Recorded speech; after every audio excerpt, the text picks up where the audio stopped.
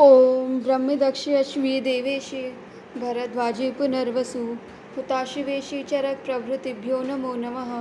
पातंजल महाभाष्य चरके प्रतिसंस्कृते मनोवाक्काय दोषाणां हरते अहिपतये नमः। सभी गुरुजनों और ऋषि मुनियों का वंदन करते हुए आज की अपनी सतत संहिता अध्ययन की कक्षा स्टार्ट करेंगे। अपनी लास्ट कक्षा में हमने मज्जा व श्रोत्रस के बारे में पढ़ा था, अध्ययन करा था। आज जो है हम शुक्र व श्रोत्रस के बारे में देखेंगे। तो जैसे कि हम देख रहे हैं सभी श्रोत्रसों को कि उन श्रोत्रस के मूल क्या हैं, उनके हेतु क्या हैं, उन श्रोत्रसों में दृष्टि होने से क्या हमें बॉडी में सिम्टम्स देखने को मिलते हैं, फिर कैसे हमें उनकी चिकित्सा करनी होती है, कैसे मतलब श्रोत्रसों को हमें क्लिनिकली यूज़ करना है। इन्हीं सब चीज़ों पे हम देख रहे हैं। और अभी तक हमने रस वह, रक्त वह, मांस, मेद, अस्थि, मज्जा वह, इन 6 स्रोतसों का वर्णन हमने देखा है। आज जो है हम 7वां स्रोतस यानी कि शुक्र वह स्रोतस की बात करेंगे। तो जैसे आप लोगों को पता ही है, स्रोतस यानी कि क्या, श्रवणात् श्रोतांसी, ठीक है। और श्रवणात् श्रोतांसी को भी हमने बहुत अच्छी तरीके से एलोबरेट करा हुआ है पुरानी क्लासेस में। तो आप समझ सकते हैं कि शुक्र वह स्रोतस से मैं क्या कहना चाह रही हूँ। शुक्र वह स्रोतस यानी कि क्या, हमारे शरीर के अंदर की ऐसी संरचना या फिर ऐसा स्रोतस जो कि क्या करता है, शुक्र धातु के पोष्य भाग का स्राव करता है और उसका वहन करता है, ठीक है। तो सबसे पहले हम देखेंगे चरक विमान 5वां अध्याय, जिसमें हम देखेंगे शुक्र वह स्रोतस के मूल क्या है। तो चरक विमान 5वां अध्याय निकालिएगा।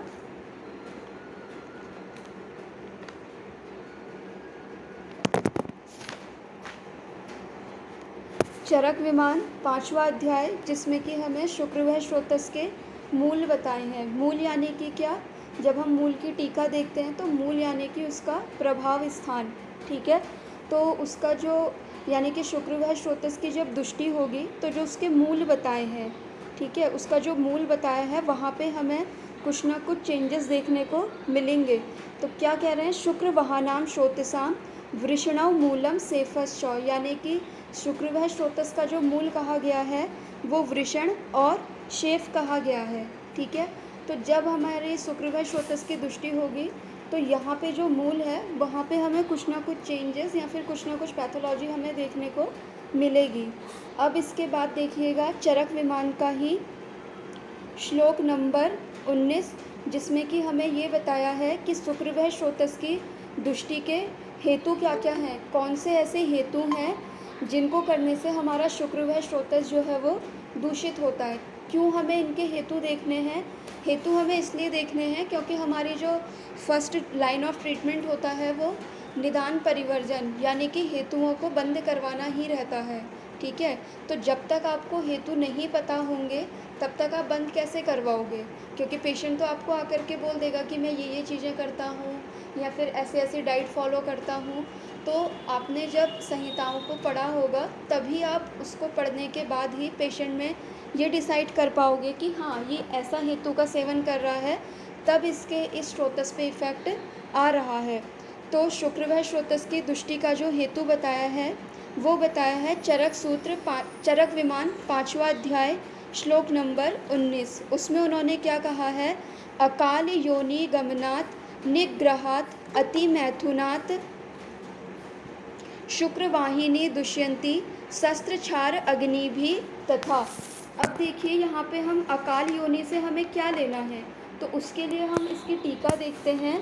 तो टीका में जब आप जाओगे इस श्लोक की तो वहाँ पे उन्होंने बताया है अकाल योनि गमनात् इति अहर्ष काल गमनात्, यानी कि क्या, अकाल योनि गमनात् से उनका कहने का मतलब ये है कि अगर कोई व्यक्ति, ठीक है, वो क्या कर रहा है कि अहर्ष काल गमनात्, यानी कि वो क्या कर रहा है कि बिना किसी फीलिंग के कह ले या फिर बिना किसी एक्साइटमेंट के अगर वो क्या कर रहा है कि फिज़िकल हो रहा है यानी कि सेक्सुअली वो इंडल्ज हो रहा है उस प्रोसेस में, तो उससे क्या होगा, उसका शुक्र वह स्रोतस उसका दूषित होगा, ठीक है।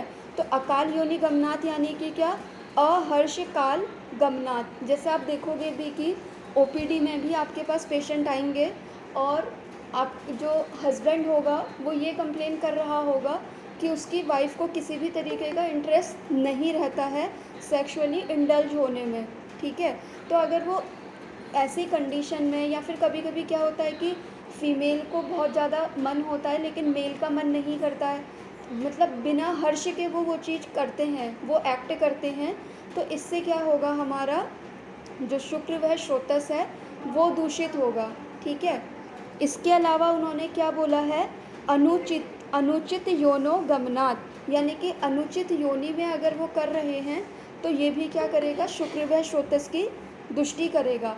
फिर उसके बाद जो सेकंड हमें बताया है निग्रहात यानी कि क्या, इसकी आप अगर फिर से टीका देखोगे तो क्या बोल रहे हैं, निग्रहात इति शुक्र वेग निग्रहात, यानी कि क्या करना, अगर कोई व्यक्ति क्या कर रहा है, शुक्र के वेग का धारण कर रहा है, उसे रोक करके रख रहा है, तो उससे भी क्या होगा, उसका शुक्र वह स्रोतस जो है वो दूषित होगा। फिर इसके बाद क्या कह रहे हैं,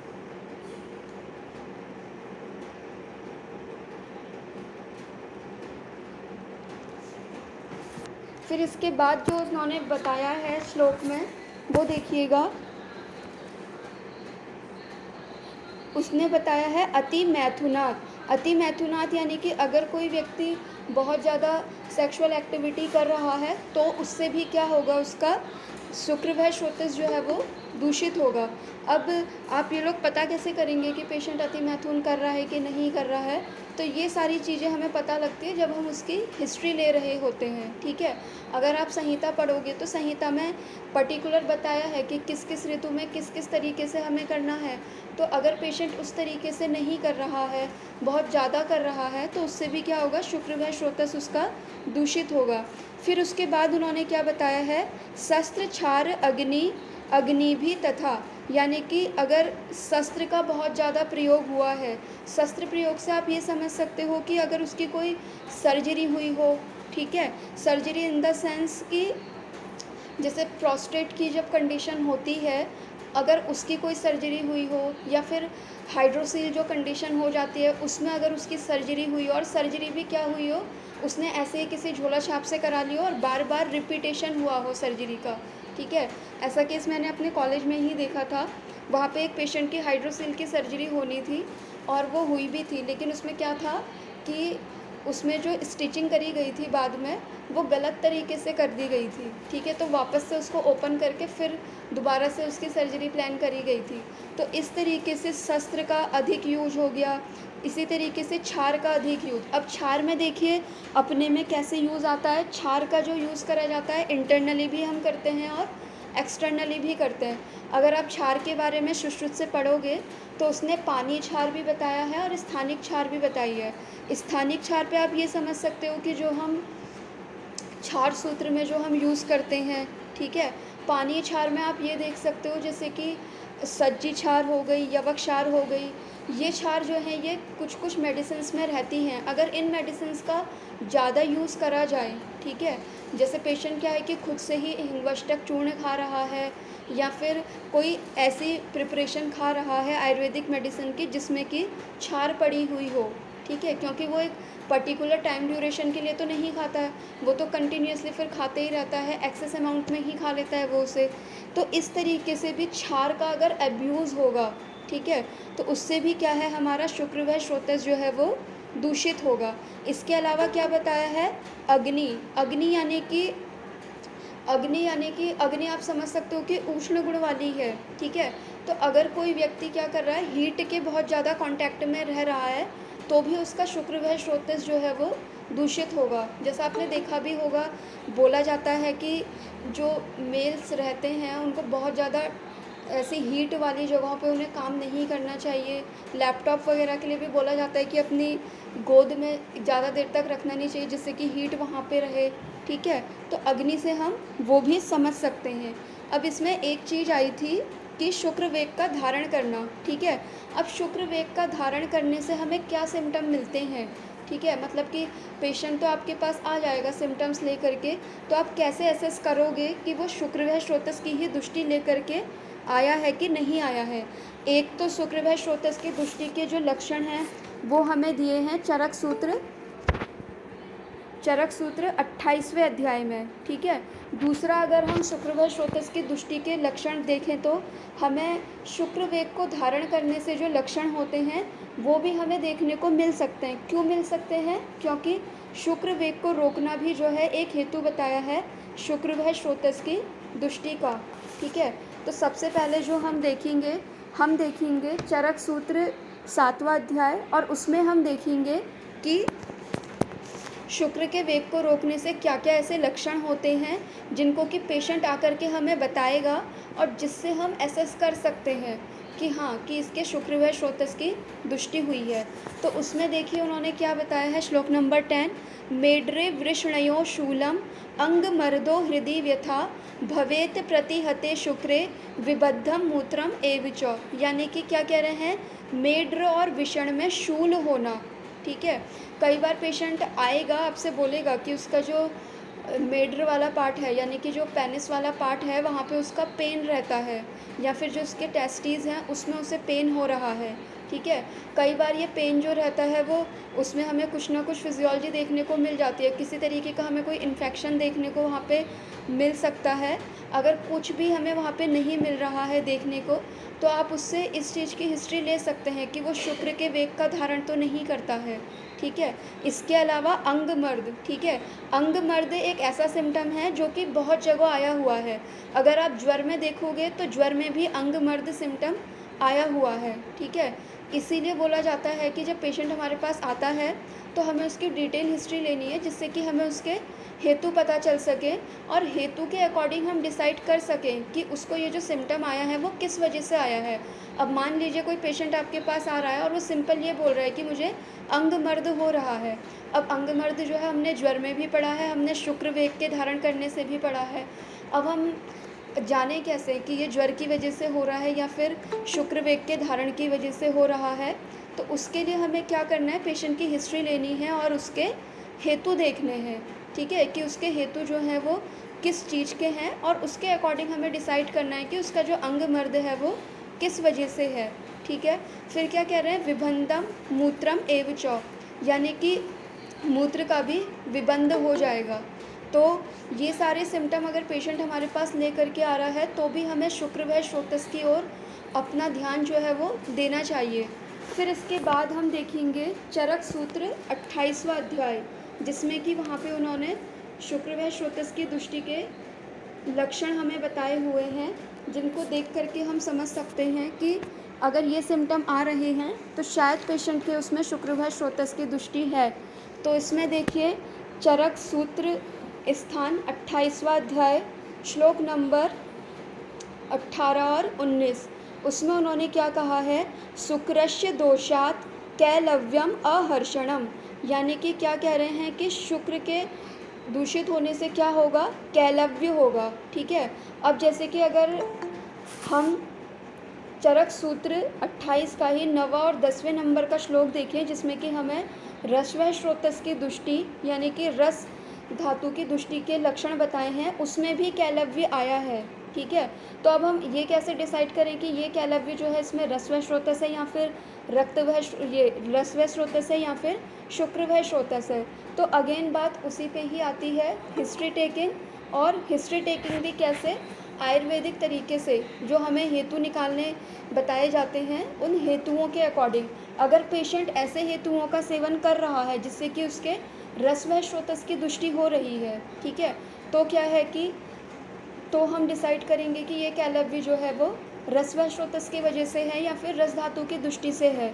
जैसे कि रस व स्रोतस की दृष्टि का अगर आप हेतु देखोगे तो चिंत्या नाम च अति चिंतनात्, अगर कोई पेशेंट की हिस्ट्री लेते टाइम आपको ये सिम्टम मिल रहा है और उसमें कैलव्य भी एक सिम्टम है, ठीक है, तो आप डिसाइड कर सकते हैं कि ये वाला जो कैलव्य है वो उसका रस व स्रोतस की वजह से है, ना कि शुक्र व स्रोतस की वजह से।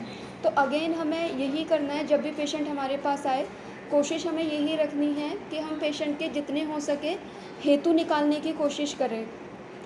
अब देखिए कैलव्य से हमें लेना क्या है, तो कैलव्य की अगर जब हम टीका देखते हैं तो उन्होंने क्या बोला है, कैलव्यम इति ध्वजनाय उच्छाय, ठीक है, यानी कि जैसे कि इरेक्ट अगर नहीं हो रहा है पेशेंट का तो उससे हम ले सकते हैं। इरेक्टाइल डिस्फंक्शन जिसे हम बोल देते हैं। फिर उसके बाद क्या है, अहर्षणम। अहर्षणम की उन्होंने टीका दी हुई है, उसमें उन्होंने क्या बोला है, अहर्षणम च सती अपि ध्वज उत्थाने मैथुन अशक्ति। यानी कि क्या है कि उसका पेनिस जो है वो इरेक्ट तो हो रहा है, लेकिन इरेक्ट होने के बाद उसमें उतनी कैपेबिलिटी नहीं है कि वो फिज़िकल हो सके अपनी वाइफ के साथ, ठीक है। तो जब तुम क्लिनिक में बैठोगे तो कई पेशेंट ऐसे आते भी हैं कि हमारा इरेक्ट तो प्रॉपरली होता है, लेकिन फिर जब जैसे ही हम फिज़िकल होने की कोशिश करते हैं तो हमें बिल्कुल भी इंटरेस्ट नहीं रहता है, या फिर हमें मन नहीं करता है, या बिल्कुल एनर्जी ही नहीं रहती है। तो वो भी क्या है कि शुक्र व स्रोतस के दुष्टि का ही लक्षण है। तो उसमें आपको क्या करना है, हेतु देखने हैं पेशेंट के कि कहीं ऐसा तो नहीं कि वो शुक्र व स्रोतस के दुष्टि के हेतु कर रहा हो, जो अभी हमने पीछे पढ़े हुए थे चरक विमान 5 में, ठीक है। फिर उसके बाद क्या कह रहे हैं, रोगी व क्लीव्यम अल्प आयु विरूपम व प्रजायते। यानी कि क्या कह रहे हैं कि अगर ऐसे वाले शुक्र से अगर उसकी कोई बेबी होता है इन द सेंस कि अगर उसका कोई गर्भ रुकता है तो वो कैसा होगा, वो जो गर्भ हुआ है वो भी क्लीव्य होगा, अल्प आयु वाला होगा और विरूप होगा। विरूप होगा इन द सेंस क्या, विरूप का मतलब ये नहीं है कि वो बदसूरत होगा। विरूप से आप ये समझ सकते हो जैसे कि हमें क्लेफ्ट लिप्स वाली, क्लेफ्ट पैलेट वाली जो हमें डिफॉर्मिटीज़ देखने को मिलती हैं, वो हमें देखने को मिल सकती हैं, ठीक है। इसीलिए आपने देखा होगा कि अगर कोई व्यक्ति जो है अपनी प्रेगनेंसी जो है वो किसी आयुर्वेदिक डॉक्टर या फिर आयुर्वेदिक वैद्य के अंडर करता है, ठीक है, तो उसमें क्या कराया जाता है कि उसके शुक्र और आर्तव दोनों की ही शुद्धि कराई जाती है पहले, ठीक है। वो शुद्धि इसलिए कराई जाती है जिससे कि जो होने वाली प्रोजेनी है उसमें कोई भी जेनेटिक डिफॉर्मिटी हमें देखने को ना मिले, ठीक है। क्योंकि ऐसा तो कोई नहीं है आज के ज़माने में जो कि अपथ्य सेवन ना करता हो या फिर बिल्कुल नपे तुले अंदाज से खाना खाता हो, सारी चीज़ें प्रॉपरली फॉलो करता हो। तो इसीलिए क्या है कि उसकी हमें शुक्र की जो शुद्धि है वो हमें करनी चाहिए, जिससे कि क्या है कि आने वाली प्रोजेनी में हमें कोई भी ऐसे कोई जेनेटिक डिफॉर्मिटी देखने को ना मिले, जैसे कि क्लेफ्ट पैलेट हो गया, है ना, या ऑटिज्म हो गया, ये वाली चीज़ें हमें ना मिले। फिर क्या कह रहे हैं, ना चा अश्य जायते गर्भः पतति प्रसवति अपि। एक कंडीशन और क्या बता रहे हैं कि अगर शुक्र दूषित होगा तो क्या होगा कि ना च अश्य जायते गर्भ, यानी कि गर्भ होगा ही नहीं, यानी कि वो कंसीव ही नहीं करवा पाएगा, ठीक है। और अगर कंसीव हो भी जाता है तो उसका क्या हो जाएगा, पतति प्रसवति अपि, यानी कि उसका पतन हो जाएगा, गर्भपात हो जाएगा या फिर गर्भ श्राव हो जाएगा, ठीक है। तो जैसे कि अगर आपके पास कोई फीमेल लेडी आती है और वो ये बोलती है कि बार बार मेरा एबॉर्शन हो रहा है, या फिर रिकरेंट उसके एबॉर्शन की हिस्ट्री आपको मिल रही है, मिसकैरेज आपको मिल रहे हैं उसमें, तो उस पर भी आप ये शुक्र के ऊपर विचार कर सकते हो, ठीक है। ऐसा नहीं है कि अगर हमारे पास कोई फ़ीमेल आ रही है कि बार बार उसे एबॉर्शन हो रहा है तो हम सिर्फ़ और सिर्फ फ़ीमेल के ऊपर ही फोकस करें, हमें मेल के ऊपर भी फोकस करना पड़ेगा। हो सकता है कि उसका शुक्र जो है वो दूषित हो और उस शुक्र के दूषित होने की वजह से ही गर्भ का बार बार पतन हो रहा हो या फिर श्राव हो रहा हो, ठीक है। तो ये हमने पढ़ा कि शुक्र की दृष्टि से हमें क्या क्या सिम्टम्स हमें देखने को मिलेंगे। अब अगर हम इसकी चिकित्सा की बात करें तो चिकित्सा में अगर आप देखोगे तो चरक सूत्र 28वां अध्याय श्लोक नंबर 28, ठीक है। तो यहाँ पे उन्होंने, ये हमने पहले की क्लास में भी पढ़ा था जब हमने मज्जा व श्रोतस के बारे में पढ़ा था। तो यहाँ पे उन्होंने क्या बोला है, मज्जा शुक्र सम उत्थानाम औषधम स्वादु तिक्तकम अन्नम व्यवाय व्यायामो शुद्धि काले च मात्रया। यानी कि शुक्र व श्रोतस की या फिर शुक्र की दृष्टि हमें कहीं पे देखने को मिल रही है तो हमें क्या करना है, स्वादु तिक्तकम। स्वादु तिक्तकम यानी कि क्या, मधुर और तिक्त रस वाली औषधियों का हमें वहाँ पे यूज़ करना है ट्रीटमेंट के टाइम पे, ठीक है। इसके अलावा पेशेंट को हमें बताना है अन्न के बारे में, व्यायाम इसके बारे में कि उसे किस तरीके से काल और मात्रा इन सब का ध्यान रखते हुए ही अन्न का व्यायाम का, इन सब चीज़ों का सेवन करना चाहिए, ठीक है। और ये चीज़ें आप पेशेंट को तब बता पाओगे जब आपने खुद संहिताओं में इनके बारे में पढ़ा होगा, ठीक है। अगर हम व्यायाम की बात करें तो व्यायाम के बारे में भी हमारी संहिताओं में कई जगह आया हुआ है, ठीक है। इसी तरीके से व्यायाम की बात करें तो व्यायाम के बारे में भी काफ़ी जगह रेफरेंस हमें देखने को मिलते हैं, जहाँ पे हमें बताया है कि किस कंडीशन में हमें व्यायाम करना है, किस में नहीं करना है, ऋतु के अकॉर्डिंग हमें कैसे व्यायाम करना है। तो ये सारी चीज़ें हमें क्या करनी होती है, पेशेंट को गाइड करनी होती है। ऐसा नहीं कि पेशेंट आपके पास अपनी सीमन एनालिसिस की पूरी रिपोर्ट लेकर के आया और उसमें उसका स्पर्म काउंट जो है कम जा रहा है या फिर मोटिलिटी नहीं है उसके स्पर्म में, और आपने देखी उसकी रिपोर्ट और स्टार्ट कर दी अपनी बाजीकरण की औषधियाँ, अश्वगंधा देना स्टार्ट कर दिया, शिलाजीत देना स्टार्ट कर दिया, कपिकच्छू देना स्टार्ट कर दिया, ठीक है। तो हमें वैसे नहीं करना होता है, हमें एक्चुअल में देखना होता है कि उसके पीछे हेतु क्या है, क्या ऐसी चीज़ें हैं जिसकी वजह से पेशेंट में ये चीज़ें हमें देखने को मिल रही हैं। और उसके बावजूद भी हमें सिर्फ़ उसे मेडिसिन नहीं देनी है, हमें उसे अन्न के बारे में, व्यायाम के बारे में और व्यायाम इसके बारे में भी उसे गाइड करना है। वरना अगर सिर्फ दवाइयों से अगर काम चलता तो सोशल मीडिया पे जो इतनी दवाइयाँ बिक रही हैं, ठीक है, सेक्सुअल पावर को बढ़ाने के लिए, उससे ही पेशेंट ठीक हो जाता, उसे फिर घूम फिर करके डॉक्टर के पास आने की ज़रूरत नहीं पड़ती, ठीक है। तो एज़ अ डॉक्टर आप लोग का ये फ़र्ज़ बनता है कि आप पेशेंट को डायरेक्ट मेडिसिन्स पे ना जा कर के उसके हेतु देखें और उसके बाद डिसाइड करें कि हमें उसमें क्या करना है। हो सकता है कि कई कंडीशन, जैसे कि अभी हमने बात करी कि रसवह स्रोतस की दृष्टि से भी क्या होता है, कैलव्य होता है, ठीक है। अगर किसी पेशेंट में रसवह की दृष्टि से कैलव्य की संप्राप्ति हमें देखने को मिल रही है और उसमें आपने बाजीकरण औषधि चला दी, तो उसमें आपको कोई रिज़ल्ट थोड़ा ना मिलेगा, क्योंकि आपने उसकी रस धातु पे तो वर्क करा ही नहीं है और ना आपने उसके हेतु देखे थे। आपने बस देखा कि हाँ कैलव्य है, तो कैलव्य यानी कि शुक्र धातु, शुक्र वह स्रोतस, और उसी की तरह ट्रीटमेंट कर दिया और बाजीकरण उसे करवाते रहे।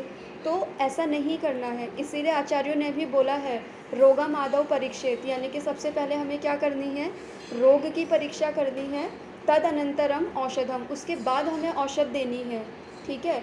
ऐसा नहीं है कि पेशेंट आया और उसने अपना खुद का डायग्नोस आपको बताया कि डॉक्टर मुझे डायबिटीज़ है या फिर मुझे इरेक्टाइल डिस्फंक्शन है या फिर मुझे इनफर्टिलिटी है।